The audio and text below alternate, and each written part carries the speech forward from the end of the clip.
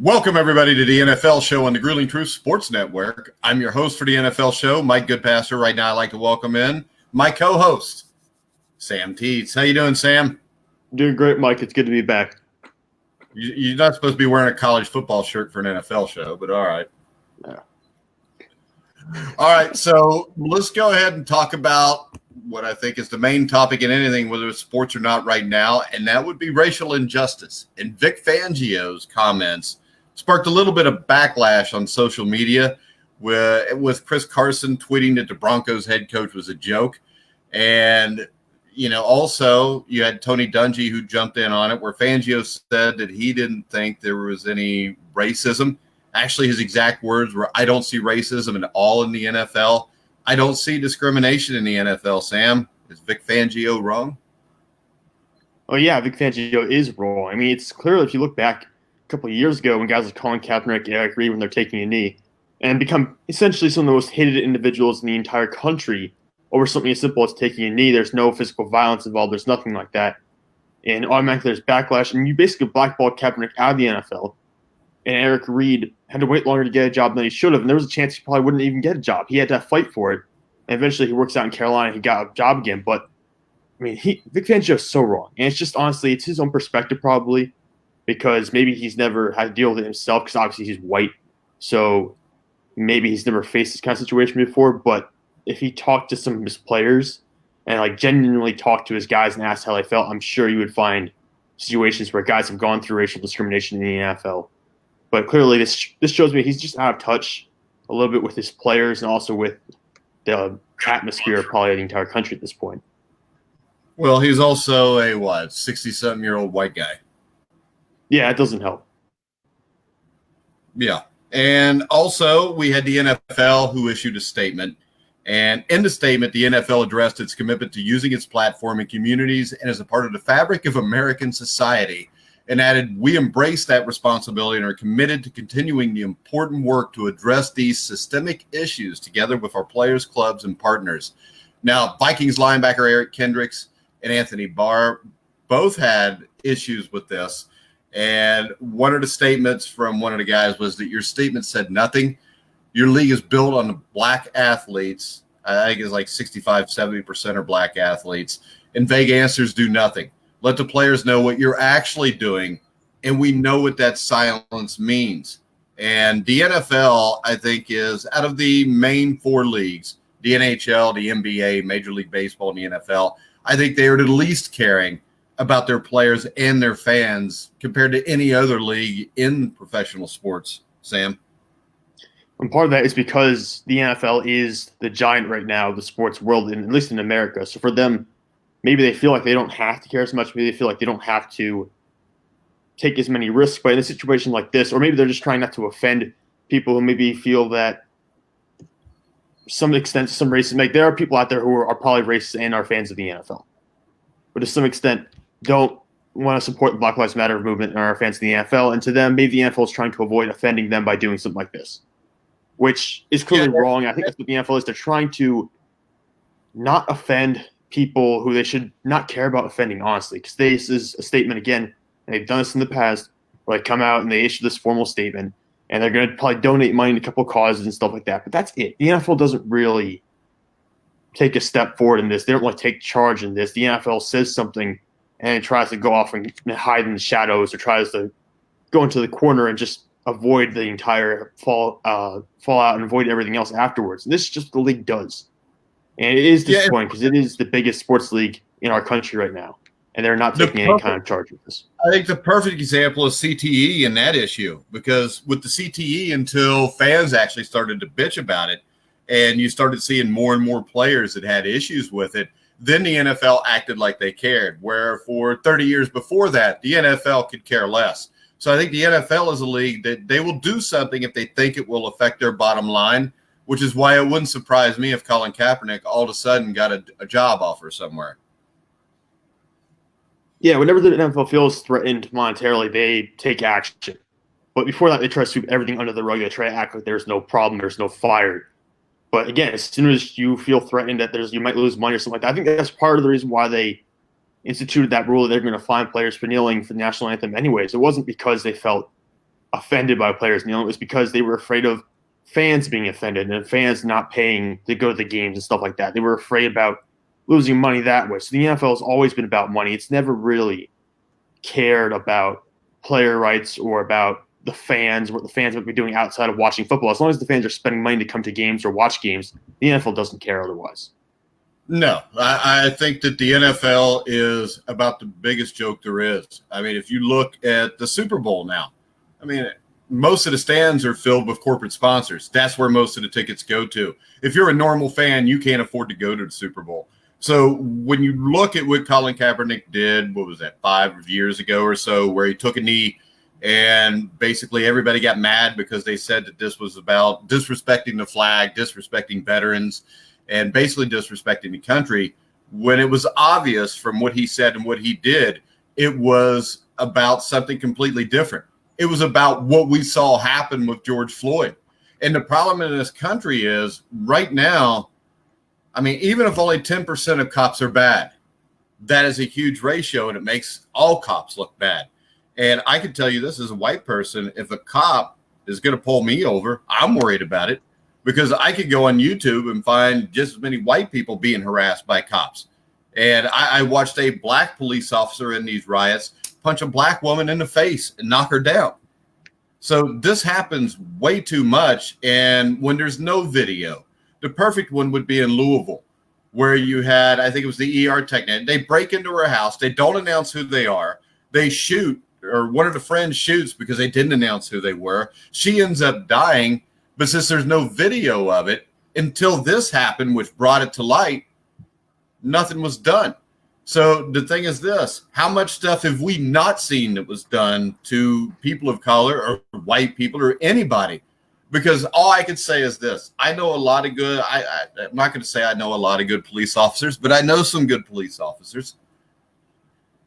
But I know more bad than I do good. And the one thing I know about police officers, most of them, like most of the guys I grew up with became police officers, were guys that didn't really, I mean, for lack of a better word, they were kind of nerds. They were kind of weak. And then they go in, they become a police officer. They're given a gun. They're given a badge. And absolute authority corrupts absolute. And I think that's what we've seen in this country. And if you look at these protests, it's not just all African Americans out there. I mean, there's a ton of white people out there. There's a ton of everybody out there, because everybody in this country is tired of this shit. I mean, our choices for president are Donald Trump and Joe Biden. Now, I know that since I've been alive, voting in this country has meant voting the lesser of two evils. And it's still that way. I don't know too many Democrats that really want to vote for Joe Biden. They just want Donald Trump out. And really, I don't know a lot of Republicans that want to vote for Donald Trump. If you want to vote for Donald Trump and you think he is the best option to run this country, for lack of a better term, you're a damn idiot. I mean, the guy's an asshole. Joe Biden, you can look up all kind of racist stuff that happened with Joe Biden in the 70s and 80s. Of course, he probably don't remember it now because he's so damn old. So if you want to change what's happening in this country, maybe instead of voting for 75-year-old white guys that are millionaires, maybe you need to vote for somebody based on their ability to do the job, because we are given the illusion of having a vote, to having a choice. We don't. What we have is we have rich people select what our choices to vote for are. So you don't really have a choice of who you're voting for. You just get, given Joe Biden and Donald Trump, and you're told you got to vote for one of them. And that's the problem with this country. No decent person is going to run for president because it's a shit job the way it is now. I mean, if you want to talk about looters and rioters, watch Congress, watch the Senate. They're the people that are looting us every day. They overtax us. They treat us like crap. Basically, whether you're black or white right now, if you're middle class or lower, you're a slave. You can't do anything without daddy's approval.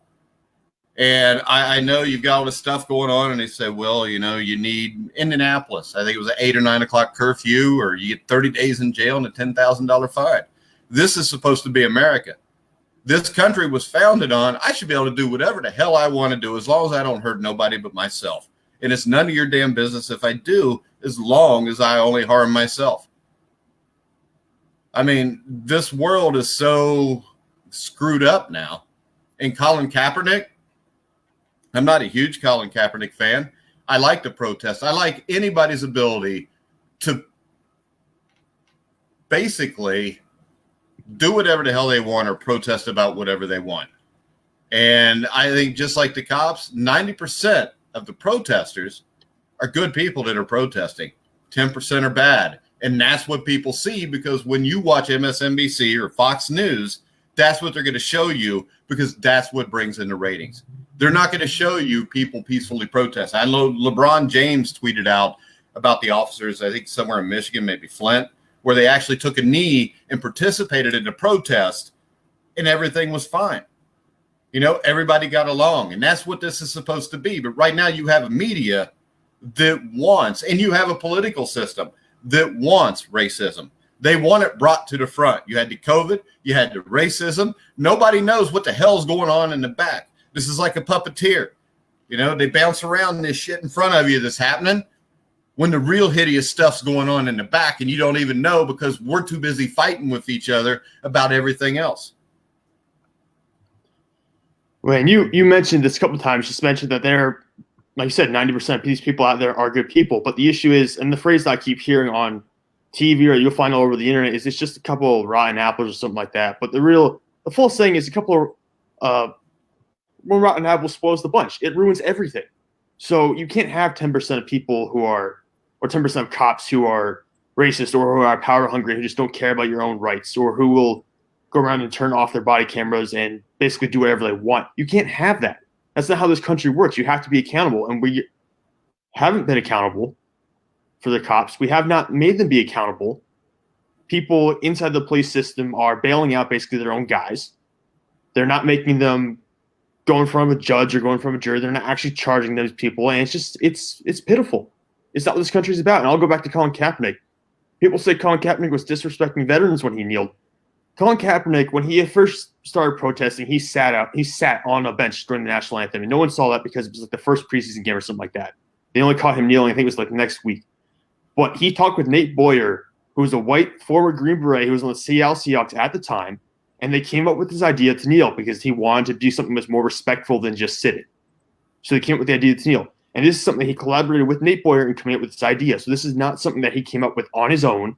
He was not trying to be disrespectful. He was trying to be considerate of people who have gone through the situation and the people who have stood up for the American flag in the past. So he was trying to be considerate in this whole situation. People freaked out. They blackballed him from the NFL. That was an entirely peaceful protest. And now you look at it 3-4 years later, this is what we're dealing with. People were calling out for help back then, and we didn't listen. And now you're dealing with a situation where there's a greater level of violence and greater level of contention now because of this situation, because it was never addressed in the first place. And this is what this is what you have to expect when you don't take a situation seriously where people's lives are at risk, and you end up now in a situation where people are upset about it. And sometimes it gets violent. Like you said, I'm against the violence, I'm against looting, I'm against all this stuff that could potentially harm someone else. Like you said, you shouldn't be able to break the law and harm someone else. That should never happen. But it's just sad. It just couldn't have been dealt with better. And the NFL had a chance to do it, and the NFL community had a chance to deal with this 3 or 4 years ago, and they just didn't. They kicked it down the road, and now it's worse than it was back then. Yeah, because at the end, if it doesn't affect their bottom line, they don't care. And they thought that it'd affect their bottom line more with Trump supporters. You know, basically the redneck idiots that think that, you know, if you wave a flag, everything's all right. And it's not. I can tell you this. I was born in 1968, and I have a biracial daughter. And people always tell me, well, you don't. Well, I have a biracial daughter. I have a white wife. You know, I adopted the daughter when she was 1.5. Me and my wife got together. We go to the mall. Black people and white people all would look at us. They would make nasty comments to us. And I had to hear that shit all the time. And so I know racism exists from personal experience, even though I'm white. And I think that it is really sad that most of these people that will be racist basically will put up their Bible and say, I believe in God and I'm a Christian. You don't. I hate to tell you this. Jesus was born in the Middle East. The chances that he was white with blonde hair is pretty small. So my problem is this: if you're a racist, someday you're going to face your maker, and he's going to ask you why.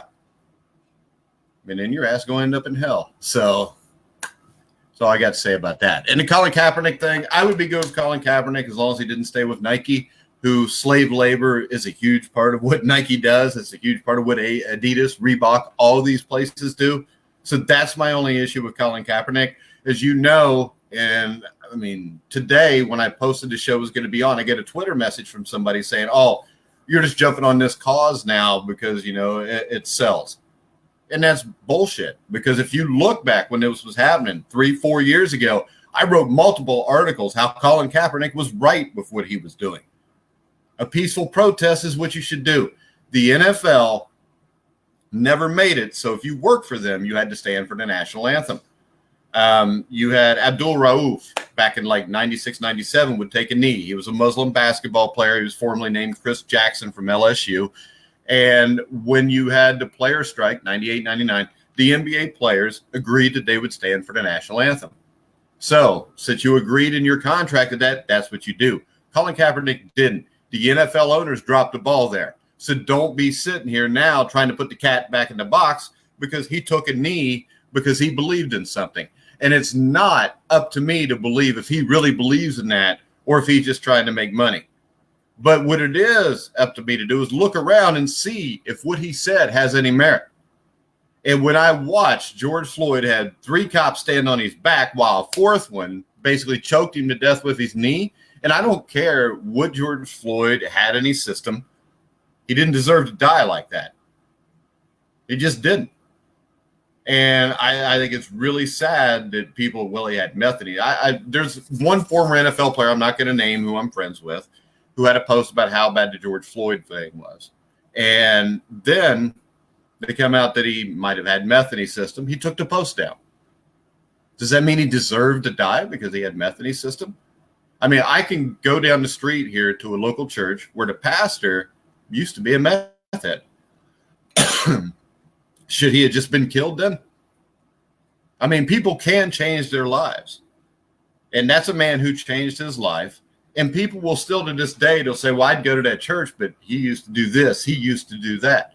The thing about it is this. It's not about what you used to do. It's about what you do now. And I don't care what George Floyd did outside of murder or rape.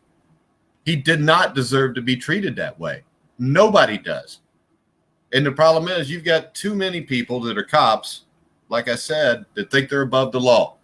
Perfect example is me and my son were driving down the road, US 50 in Aurora.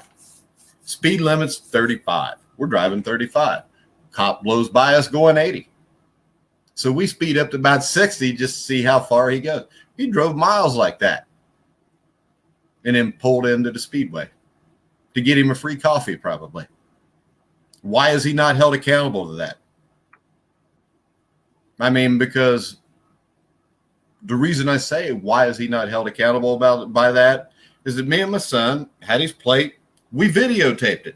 And we had our speed limit compared to his when he drove. And we followed him there with the video.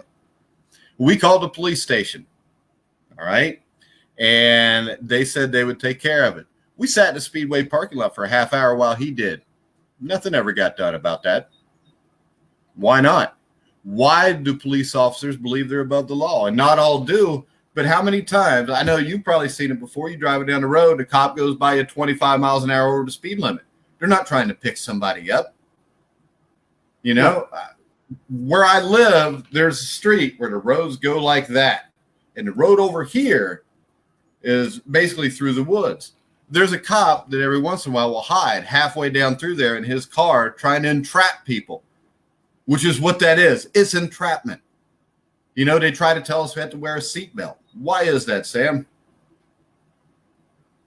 I don't know, they put a law for it. Yeah, why? Because this is my point with that. Abortion is legal. They tell a woman you have a right to do whatever you want to do with your own body. Does that make sense? Did I have to wear a seatbelt? Isn't it my body? It's my vehicle. Shouldn't I have a right to do what I want with it? And you can sit there, well, it raises everybody's insurance costs. the thing that raises everybody's insurance cost is Congress and the Senate, all those guys taking money from the insurance industry. That's why, everything medically costs so much more because of big pharma. I mean, this is all bullshit. We live in a police state where prisons are basically privately owned. They're for profit. And until you stop privately owned for profit jail system, you're going to have issues like this because the more people that are locked up, the more money they make. Yeah, it's just like you said, the whole situation is very selfish, I guess you'd say. Everyone's kind of in it for themselves and in it for their like immediate people right next to them. And they don't really care about everyone else. But the cops, like you said, they take care of their own innocence in the fact that they ignore everything wrong that other people do. They ignore what other cops do that are wrong. And they do everything they can to make sure it goes away, make sure it's never brought to the surface ever again.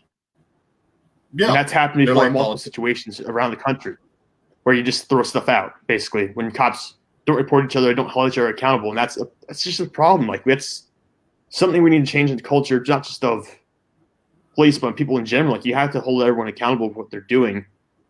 Now, here in my town, a video came out of someone who's attending a police academy saying the N-word multiple times. And it's just like, that's just a word you can't say. And someone was white. And it's something you just can't say in the modern world. Because you have to understand that is taken as offensive. You have to understand the nature of that context, where that word came from. But it's a situation where they're probably going to get kicked out of the police academy because of that. And it's just a situation where people are just morons. I just don't understand how you can't see other people, want to treat them just like people. I mean, even like you said, you brought up religion earlier. One of the things that we're always taught when we're growing up, if you were in my religion, it's like you have to treat everyone like you would want to treat yourself, sort of. And that's just not how it works. And people will go out and they'll hold religion, they'll hold Bibles up in front of themselves and say, I have God behind me. And then they'll turn around and basically say, oh, no one cares about Black Lives Matter or something like that, or that's just stupid. And they'll call people animals and they'll do this kind of stuff. It just doesn't make any sense to me how you can be so hypocritical in situations like this. Well, my favorite is Donald Trump was sent here by God to straighten all this out. Oh, that's something that's going around now? No, I mean, I know multiple people that think that. And the thing is this. I mean, and I know in the Bible, from reading the Bible, that God took a lot of people that weren't great people, made them disciples, and basically they turned their lives around. But Donald Trump's a man that don't stand up there and hold the Bible when you're on your third wife. When you say in an interview it's all right to grab women's private parts. I mean, I think that's hideous. And I don't know. I think about the lowest, I mean, this is the lowest common denominator when you look at Joe Biden and Donald Trump, what our choices are. And putting Joe Biden in over Donald Trump doesn't change anything because we're just going to get screwed in an entirely different way. And basically, when you go into a history book, American history book, the problem with history books are, who writes history, Sam? The victor. Yeah. Yeah. So right now, if you're an African American, or more importantly, if you're a white kid, you don't learn about the actual history of this country. I mean, I grew up thinking Christopher Columbus was a great dude until I started reading about him, found out he was a rapist, he was killing Indians, he was a piece of shit. They have a holiday for him. Yeah, we still got a holiday for him. What kind of crap is that? I mean, when you look at the stuff together, I mean, I don't remember really learning about the Tuskegee experiment from I think it was the 1940s or 50s. I don't remember learning about that till I was out of school. And the problem is, if you fail to forget history, you're doomed to repeat it. And that's what we get. I mean, I was born in 1968. It was just a few years before that. Muhammad Ali, Cassius Clay at the time, after he won the Olympic gold medal, comes back to Louisville and is told that he has to sit outside to eat. He's not good enough to sit with the white people. And the thing that bothers me is I see a lot of posts from African Americans how all white people are the devil and all. And we're not. It's just the way it is. We're not. I don't believe all black people are the devil. I don't believe all Mexicans are the devil. I do think, 99% of all Steeler fans are the devil, but I'll give you a pass since you're a Steeler fan. But I think the thing people really need to realize is the media as a whole is fake news. And I'm not saying that like Donald Trump. I'm saying both sides are fake news. They have a narrative that they want to push. They push that narrative to piss people off, to get people to watch, to get people to riot, and to get people to tear shit up. Now, sometimes a protest should not be peaceful. 1776, the Boston Tea Party that was destroying property to get people's attention. Now, I don't think that's what's going on here right now, but I think that you see a lot of white people out there also. You see a lot of people of all races, because I think everybody really knows how crooked this system is, but they don't really have an idea how to fix it. Their idea of fixing it, well, is if we get rid of Donald Trump, that'll fix it. It won't fix it because you're still going to have evil in there. Ever since I've been born in 1968, I don't think we've had a president that was for us. And if you don't have a leader that is for the people that are under him, you don't have a leader. So in the end, we don't have a leader. We're a rudderless ship, and rudderless ships usually go down. Yeah, it's just, I think it's a lot of built-up frustration that's come out here, and that's why we're looking at all the violence right now. Like I said before, we've had peaceful protests in the past. I think it's built up to this point where everyone's just like had enough, and they recognize that something needs to be brought out, something needs to be changed, but they don't necessarily know how to change it. People are telling them to go sign petitions online. People are telling them to vote, post stuff on social media. It's like that only does so much. It doesn't really generate a ton of change in the long run. Really, institutions are what can change things, and it's hard to change an entire institution. It takes probably generations to do so. So I think people are trying to enact change in the short term. I just don't know if that's going to work. And it's not saying, I'm not saying protests are wrong or anything like that. I'm not saying they shouldn't protest. I'm just saying that it's I'd be very interested to see how much actually changes after this is all said and done. It won't. It will for a while. Just like 9/11 brought everybody together as a country for a few months, and then people forget. And the other thing is, what happened to COVID? Is it still around? Yeah, I was gone quick. Well, that tells you about the media. That's about the media. It tells you what the media is into. They're trying to get their 24-hour news or whatever you want to call it, the hot news out there to get views and stuff like that. And really, it's the news media in general with stuff is generally a pity party. And I don't say that to mean to like to be demeaning to anyone. It's just that the depressing, sad stuff sometimes in the world is what sells you. And they'll throw one or two good things in there, but they won't show the full picture. They'll try to make you think there's something so wrong with the world. And that way you keep watching and trying to understand how maybe you could change or something like that. So that's my take generally on the news media. It's a cycle where it's just the latest thing is what's on there and they just ignore everything else. Yeah. And they're right, though. There is a lot of shit wrong in this country. There's a lot of shit wrong in this world.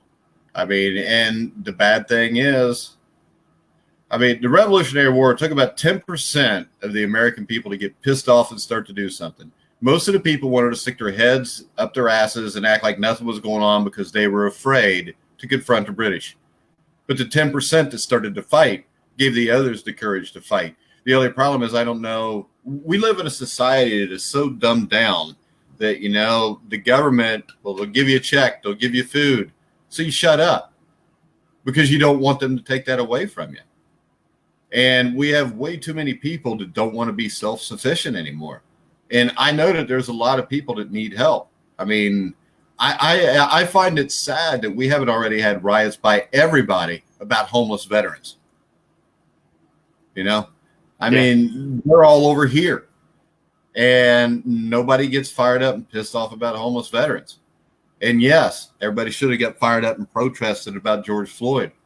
Everybody should protest about everything all the time, because if you're quiet, you're compliant. And right now, if you're a white person and you're bitching about protesters, shut up. Because you have no clue what you're talking about, because you don't see both sides of the story. And you're probably just watching Fox News anyways. But Sam, let's talk some football tomorrow. Do we have a top 10 for present day or historically we could use them more? Yeah, do you want to do top 10 running backs in the NFL tomorrow? Top 10 right now? Yeah, right now. All right. So tomorrow we will be back live on Facebook at 1:00 p.m. to talk about the top 10 running backs in the NFL today. Sam, any words before we wrap the show up? No, just I'll plug myself on Twitter real quick. I'm at Sam_teets33. I'm constantly posting new sports stuff there every day, but right now I think the main important thing is just be safe out there if you're going protesting, or just be safe in general. And I hope hopefully we've said something along the line that touches you here today, and maybe we'll give you a little bit more perspective. Maybe you'll look at things a little bit differently in the future. All right, guys, and remember, go follow us at Grueling Truth. Make sure you follow Sam at SamTeets5, right, Sam? 33, whatever. Cole Hanna's on our shows too. His number's 5. But make sure you follow Sam on Twitter. Make sure you follow us. Go like the Grueling Truth Facebook page. Go check us out on YouTube. We're on over 300 platforms worldwide, including Spotify, iHeartRadio, iTunes, TuneIn, Spreaker. Pretty much wherever you find podcasts, you'll find the Grueling Truth. So for now, for Sam Teets, I'm Mike Goodpaster. You've been listening to the Grueling Truth, where the legends speak.